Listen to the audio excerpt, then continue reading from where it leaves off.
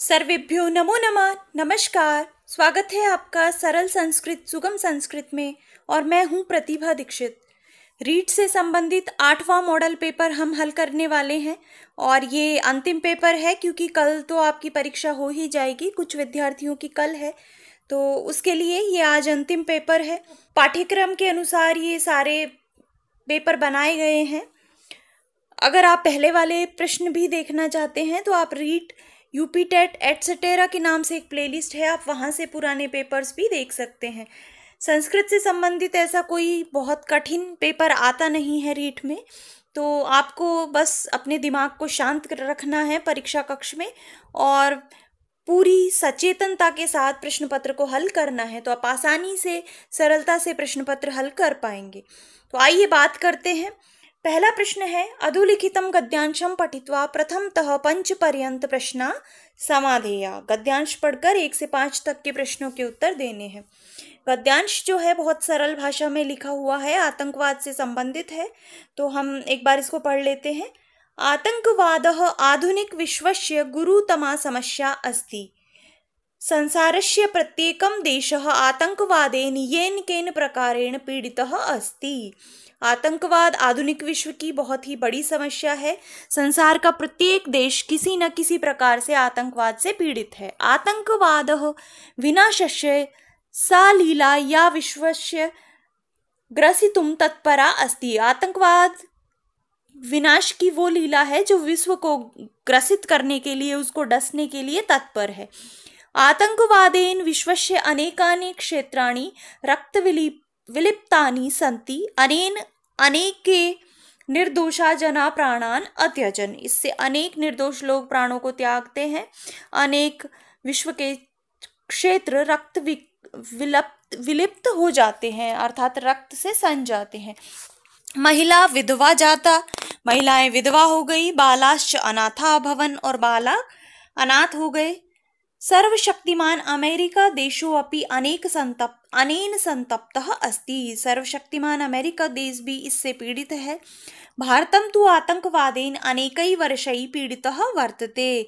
आतंकवादे तु ते एव जना सम्मिलिता सन्ति ये स्वार्थपूर्तिं कर्तुम् इच्छन्ति संसारे च अशान्ते वातावरणं दृष्टुम कामयन्ते। आतंकवाद में वही लोग सम्मिलित होते हैं जो अपनी स्वार्थ पूर्ति के लिए संसार में अशांति का वातावरण देखना चाहते हैं।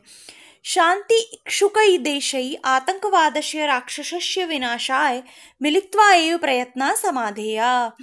शांति के इच्छुक देशों को आपस में मिलकर ही इस राक्षस के विनाश के लिए प्रयास करना चाहिए। अन्यथा एषा समस्या सुरसा मुखम एव प्रतिदिनम वृद्धिम यास्यति। अन्यथा ये जो समस्या है आतंकवाद की, ये सुरसा राक्षसी के मुख के समान प्रतिदिन वृद्धि को प्राप्त हो जाएगी और भी ज्यादा वृद्धि इसमें हो जाएगी।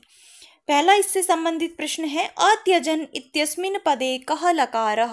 अत्यजन पद में कौन सा लकार है? तो लट लकार, विधिलिंग लकार, लंग लकार या फिर लृट लकार। तो यहाँ पर हो जाएगा लंग लकार। प्रथम पुरुष बहुवचन का रूप है अत्यजन। दूसरा प्रश्न है, संतप्तः इत्यत्र प्रकृति प्रत्यय। संतप्त में प्रकृति और प्रत्यय क्या है? तो सम पूर्वक तप धातु से कत प्रत्यय, सन पूर्वक तप धातु से ण्यत प्रत्यय, सम पूर्वक तप धातु से घय प्रत्यय या फिर सम पूर्वक तप धातु से नवुल प्रत्यय। तो कौन सा होगा यहाँ पर? सम पूर्वक तप धातु से कत प्रत्यय करके पद बनता है संतप्तः। तीसरा प्रश्न है, अनेकै वर्षै इत्यत्र विशेषण पदम किम। विशेषण पद क्या है इनमें से? तो यहाँ पर अनेकै जो पद है वो विशेषण है और वर्षै पद है विशेष्य। तो यहाँ पर सही ऑप्शन होगा ऑप्शन नंबर स। चौथा प्रश्न है, आतंकवादे। अच्छा, ये देखिए जो तीसरे प्रकार का प्रश्न है, इस तरीके के बहुत ही सरलतम प्रश्न परीक्षा में पूछे जाते हैं, लेकिन हम इतने कॉन्शियस नहीं होते या परीक्षा का प्रेशर रहता है ना, हम सारे ऑप्शन पढ़ते हैं, तो उस चक्कर में ये जो इतने आसान प्रश्न हैं ये आपके गलत हो सकते हैं। इसलिए आपको ध्यान से प्रश्न को पढ़ना है, ध्यान से उसके चारों ऑप्शंस देखने हैं, उसके बाद उत्तर देना है। क्योंकि देखिए यहाँ पर पहला अनेकः लिखा हुआ है और आप जल्दबाजी में अनेक आप बोलेंगे, बहुत आसान है, आप इसको टिक कर सकते हैं, जबकि ये गलत हो जाएगा। यहाँ पर जो शब्द विशेषण के रूप में प्रयुक्त है वो तृतीया विभक्ति में है अनेकई। तो इस प्रकार से आपको प्रश्नों को और उनके विकल्पों को भली भांति देखना है। चौथा प्रश्न है, आतंकवादे तु ते एव जनाः सम्मिलिता सन्ति इत्यस्मिन् वाक्ये किम अव्ययपदम्। अव्ययपद क्या है यहाँ पर? तु, ते, एव या फिर अ और स दोनों। तो यहाँ पर तू और एव दोनों ही अव्ययपद हैं। ते जो है ये तो सह तौ ते प्रथमा विभक्ति बहुवचन का रूप है, तो यहाँ पर सही ऑप्शन हो जाएगा ऑप्शन नंबर 2। पांचवा प्रश्न है, क्षेत्राणि इत्यस्मिन् पदे कः लिंगः। क्षेत्राणि पद में कौन सा लिंग है? तो क्षेत्रम, क्षेत्रे, क्षेत्राणि क्या हो जाएगा? नपुंसक लिंग, ऑप्शन नंबर स। अगला है, अधोलिखितं पद्यांशं पठित्वा 6 10 पर्यंत प्रश्ना समाधेया। क्या पद्यांश है? चातकस्त्रीचतुरान् पयः कणान् याचते जलधरं पिपासितः सोऽपि पूरयति भूयसा अम्बसा चित्रमत्र महताम उदारता। कि चातक 3-4 किरणें मांगता है जब वो प्यासा होता है। पिपासित चातक जलधर से, बादल से 3-4 बूंदे मांगता है पानी की, और वो उसको जल से भर देता है, बहुत सारा जल दे देता है। देखिए यही महान लोगों की उदारता होती है। आश्चर्य है, देखिए यही महान लोगों की उदारता है। तो अब यहाँ पर प्रश्न है इससे संबंधित, अस्मिन् पद्यांशे कः अलंकारः। कौन सा अलंकार यहाँ पर है? रूपकः, उत्प्रेक्षा, समासोक्ति या अर्थांतरन्यास। तो यहाँ पर जो अलंकार होगा वो होगा समासोक्ति अलंकार। समासोक्ति अलंकार क्या होता है? समासोक्ति अलंकार में जब किन्हीं समान कार्यों, विशेषणों या लिंग के आधार पर प्रस्तुत पर अप्रस्तुत का आरोप किया जाता है तो वहां पर समासोक्ति अलंकार होता है। तो यहाँ पर प्रस्तुत कौन है? प्रस्तुत है महान व्यक्ति, और अप्रस्तुत कौन है? जलधर अर्थात बादल। इन दोनों में समानता दिखाई गई है कि इनकी ये समानता है कि जब भी कोई गरीब व्यक्ति या याचक इनसे कुछ मांगता है तो ये संपूर्ण हाथों से उस पर लुटा देते हैं। तो समान कार्यों के द्वारा प्रस्तुत पर अप्रस्तुत के व्यवहार का आरोप यहाँ पर किए जाने के कारण कौन सा अलंकार हो जाएगा? समासोक्ति अलंकार। 7वां प्रश्न है, याचते इत्यत्र कः लकारः। याचते पद में कौन सा लकार है? तो विधिलिंग, लट लकार, लंग लकार या लोट लकार। तो यहाँ पर हो जाएगा लट लकार। आत्मनेपद का याच धातु का जब रूप चलता है तो याचते, याचेते, याचनते, यहाँ पर हो जाएगा लट लकार प्रथम पुरुष एक वचन। 8वां प्रश्न है, सोऽपि इत्यस्मिन् पदे कम कार्यम कृतम। किम कार्यम कृतम, क्या कार्य किया गया है यहाँ पर? सोऽपि पद में अर्थात कौन कौन सी संधि का विधान हुआ है? तो पहला ऑप्शन यहाँ पर है सस्य ऋत्वः उत्वश्च। सस्य, ऋत्व और उत्व कार्य हुआ है, या फिर दूसरा ऑप्शन है गुण कार्य हुआ है, या फिर तीसरा ऑप्शन है पूर्व रूप कार्य, और चौथा ऑप्शन है सर्वे अपि, सारे ही यहाँ पर हुए हैं। तो वस्तुतः देखिए यहाँ पर जो होता है संधि विच्छेद इसका, वो होता है सह प्लस अपि। सह प्लस अपि में ये जो विसर्ग है इसके स्थान पर पहले विसर्जनीय सह से सस्य होता है, स हो जाता है इसको, फिर इसका ऋत्व हो जाता है। ऋत्व होने के पश्चात अतोरोर प्लुतात प्लुते से इस र के स्थान पर उ आदेश हो जाता है। उ हो गया। अब स में जो अ है और विसर्ग के स्थान पर जो उ हुआ है, इन दोनों में गुण कार्य हो जाता है। गुण कार्य होने पर यहाँ पर बन जाता है सो। अब क्या बचा? सो प्लस अपि। अब इन दोनों में एंग पदांतात अति सूत्र से पूर्व रूप कार्य भी हो जाता है। तो यहाँ पर इस पद में सभी कार्य हुए हैं। तो यहाँ पर जो ऑप्शन होगा सही वो होगा ऑप्शन नंबर द, सर्वे अपि। 9वां प्रश्न है, महताम इत्यस्मिन् पदे का विभक्ति। महताम पद में कौन सी विभक्ति है? तो महताम पद में षष्ठी विभक्ति का प्रयोग यहाँ पर किया गया है। महान लोगों की, इस अर्थ में यहाँ पर हो जाएगी षष्ठी विभक्ति। 10वां प्रश्न है जलधरम इत्यत्र कः समासः। जलधरम पद में कौन सा समास है? तो जलम धारयति इति यह तम, तो द्वितीय विभक्ति यहाँ पर हालांकि प्रयुक्त हुई है, लेकिन जलम धारयति इति इस अर्थ में यहाँ पर हो जाएगा बहुव्रीहि समास। जल को धारण करता है जो ऐसा वह, तो ये हो जाएगा बहुव्रीहि समास। 11वां प्रश्न है संस्कृत वर्णमालायाम कति वर्णानि संति। संस्कृत वर्णमाला में कितने वर्ण होते हैं? कुल वर्णों की ये बात कर रहे हैं, तो 9, 33, 42 या 25।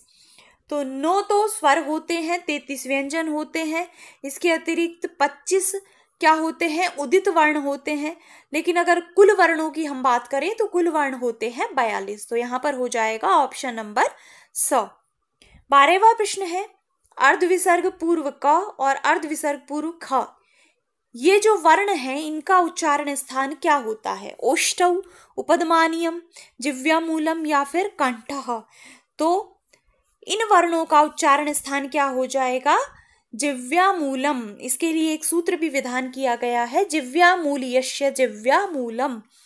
जब क और ख से पूर्व अर्ध विसर्ग का प्रयोग किया जाए, इस प्रकार का चिन्ह बना हो तो ये अर्ध विसर्ग का चिन्ह है, और ये जब इस प्रकार के वर्ण हो तो ये जिह्वामूल्य कहलाते हैं, और इनका उच्चारण स्थान क्या होता है? जिह्वामूल, जिह्वा का मूल। तो यहाँ पर हो जाएगा ऑप्शन नंबर 100। 13वां प्रश्न है कति वर्णानि द्वे उच्चारण स्थाने उच्चार्यन्ते। कितने वर्णों का उच्चारण स्थान 2 होता है, अर्थात कितने वर्णों का उच्चारण 2 उच्चारण स्थानों से किया जाता है? चतस्रः, पंच, 10 या द्वात्रिंशत्। तो कितने हो जाएंगे यहाँ पर? कुल 10 वर्णों का उच्चारण 2 उच्चारण स्थानों के माध्यम से किया जाता है। कौन कौन से 10 वर्ण है? तो पहला हो जाएगा एदेतौ कंठ तालु। तो एदेतौ में ए और आई ये हो जाएंगे। दूसरा सूत्र है ओदोतौ कंठोष्टम, ओ और औ 2 ये हो गए। इसके अतिरिक्त वकारस्य दंतोष्ठम 5वां हो जाएगा वकार। और इसके अतिरिक्त जो नमंगना नाम य, मंग, न और न, ये जो वर्ण है 5, इनका उच्चारण स्थान एक तो इनके वर्ग के अनुसार होता है और एक होता है नासिका। तो यहाँ पर सही ऑप्शन हो जाएगा ऑप्शन नंबर 100। अगला प्रश्न है वर्गानाम तृतीय वर्णानाम उल्लेखः कस्मिन् माहेश्वर सूत्रे कृतम्। किस माहेश्वर सूत्र में प्रत्येक वर्ग के तृतीय वर्ण का उल्लेख किया गया है? तो माहेश्वर सूत्र अगर आपको याद है तो आप आराम से बता सकते हैं। जो 10वां माहेश्वर सूत्र है ज ब ग ड द श, उसमें प्रत्येक वर्ग के तृतीय वर्ण का उल्लेख किया गया है। तो यहाँ पर सही ऑप्शन हो जाएगा ऑप्शन नंबर ब, दशे। 15वां प्रश्न है न निश्चित अर्थात विरमन्ति खाली स्थान इत्यत्र रिक्त स्थानम पूरयित्वा सूक्तिम संयोजयत। यहाँ पर रिक्त स्थान की पूर्ति करके सूक्ति को संयोजित करना है। तो क्या होगा? पंडितः, धीरः, उत्तमः या अधमः। तो यहाँ पर सही ऑप्शन हो जाएगा धीरः। न निश्चितार्थाद विरमन्ति धीरा। निश्चित अर्थ की पूर्ति से पहले जो धीर लोग हैं वो विश्राम नहीं करते हैं, उससे वो विरक्त नहीं होते हैं। 16वां प्रश्न है सार्धदशवादनम इत्यस्य तात्पर्यः। सार्धदशवादनम का तात्पर्य क्या है? तो बहुत ही आसान सा प्रश्न है, ये हो जाएगा 10:30 बजे।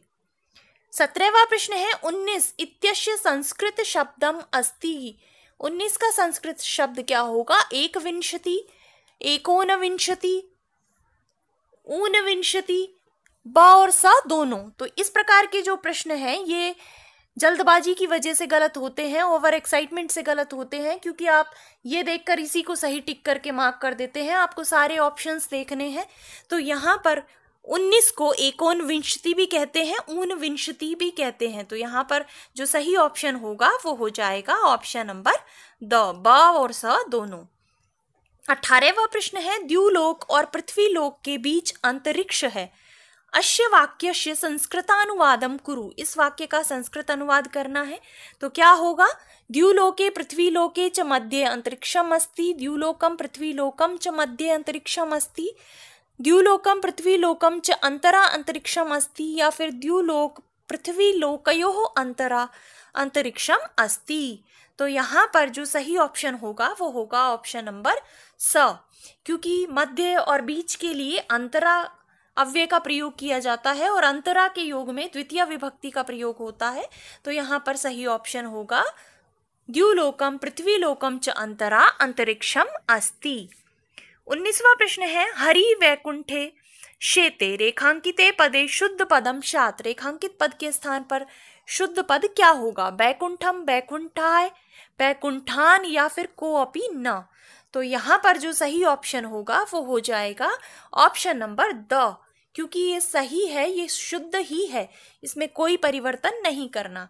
अब आप बोलेंगे कि शेते में तो द्वितीय आती है, लेकिन वहां पर एक रूल है कि अधिपूर्वक स्था, सी, आस इत्यादि धातुओं का प्रयोग होने पर आधार की कर्म संज्ञा होती है, लेकिन यहाँ पर अधिपूर्व में नहीं है, केवल मात्र शी धातु का प्रयोग किया गया है। तो यहाँ पर आधार की कर्म संज्ञा नहीं होगी, आधार आधार ही रहेगा। तो यहाँ पर जो सही ऑप्शन होगा वो हो जाएगा ऑप्शन नंबर द।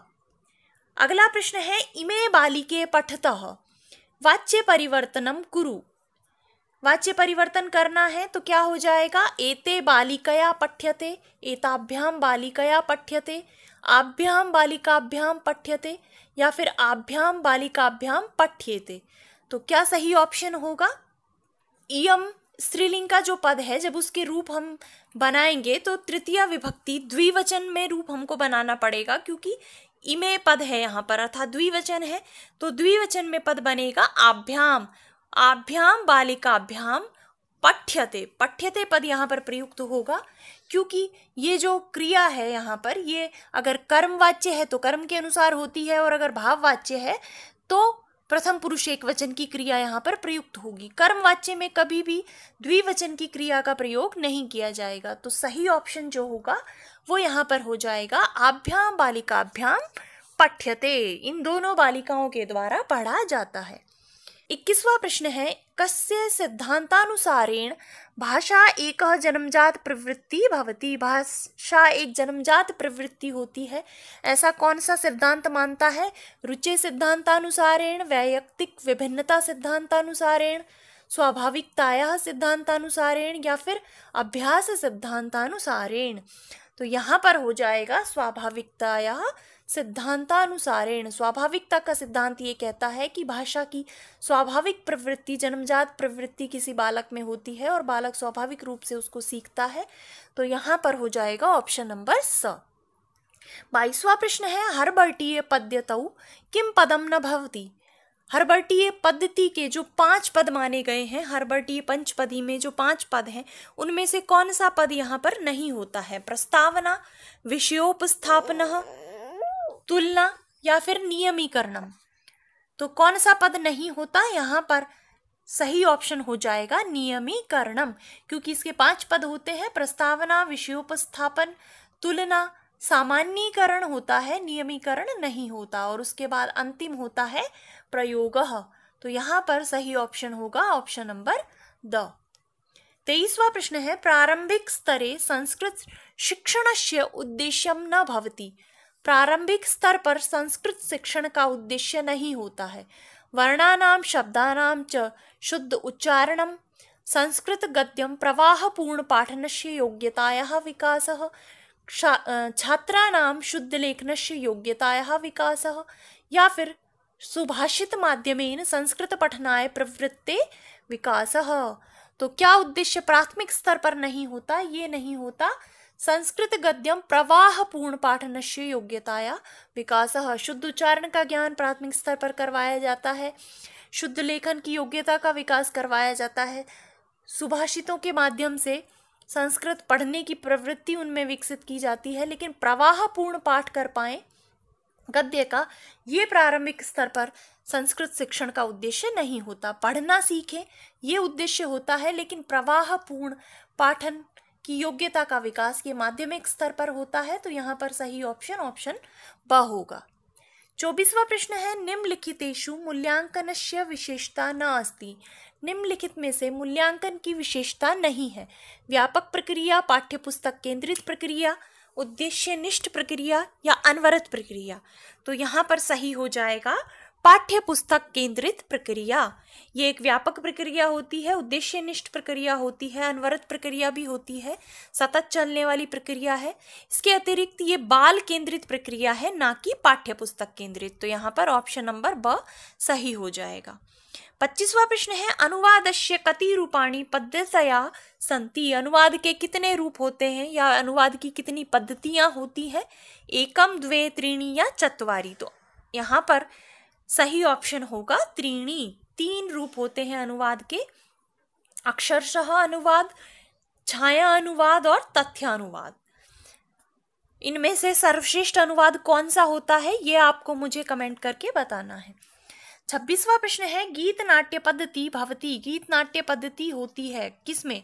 गद्य शिक्षणे, पद्य शिक्षणे, व्याकरण शिक्षणे या नाटक शिक्षणे? तो यहाँ पर सही ऑप्शन हो जाएगा ऑप्शन नंबर ब, पद्य शिक्षण में गीत नाट्य विधि का प्रयोग किया जाता है। 27वां प्रश्न है, अन्वेषण प्रधान प्रश्नानां प्रमुखम उद्देश्यम भवति? अन्वेषण प्रधान प्रश्नों का प्रमुख उद्देश्य क्या होता है? पूर्व ज्ञान परीक्षणम, ज्ञानस्य दृढ़ीकरणम, लेखन कौशल विकासः या नैरंतर्यम? तो क्या हो जाएगा यहाँ पर? पूर्व ज्ञान परीक्षण होता है प्रस्तावना प्रश्नों का उद्देश्य, लेखन कौशल विकास होता है श्यामपट्ट प्रश्नों का उद्देश्य, नैरंतर्य किसका होता है? नैरंतर्य होता है प्रवाह कौशल प्रश्नों का। तो यहाँ पर सही ऑप्शन होगा ऑप्शन नंबर ब, ज्ञान का दृढ़ीकरण करना अन्वेषण प्रधान प्रश्नों का प्रमुख उद्देश्य होता है। अगला प्रश्न है, अव्याकृति इति कस्य शिक्षण विधि? व्याकरणस्य कथाया रूपकस्य अनुवादस्य? अव्याकृति किसकी शिक्षण विधि होती है? अव्याकृति होती है व्याकरण की शिक्षण विधि, जिसमें प्रकृति प्रत्ययों को अलग करके पढ़ाया जाता है, ये वो विधि है। अगला प्रश्न है, निम्नलिखितासु कः विधि काठिन्य निवारण विधि इति नामना प्रसिद्धा? कौन सी विधि काठिन्य निवारण विधि के नाम से जानी जाती है? उद्बोधन विधि, प्रवचन विधि, स्पष्टीकरण विधि या फिर एते त्रयः? तो यहाँ पर सही ऑप्शन हो जाएगा एते त्रयः। ये तीनों ही काठिन्य निवारण की विधियों के नाम से जानी जाती हैं।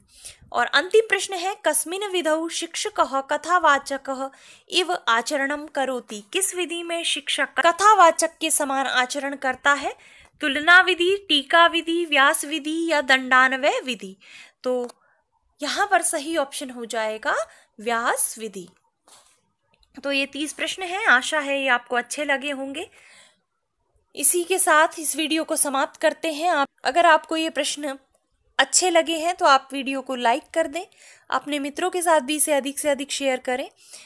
और अगर आपने अभी तक चैनल को सब्सक्राइब नहीं किया है तो चैनल को भी सब्सक्राइब कर लें और बेल आइकन को भी प्रेस कर दें, जिससे आगे आने वाले वीडियोस के नोटिफिकेशंस आपको मिल सकें। धन्यवाद।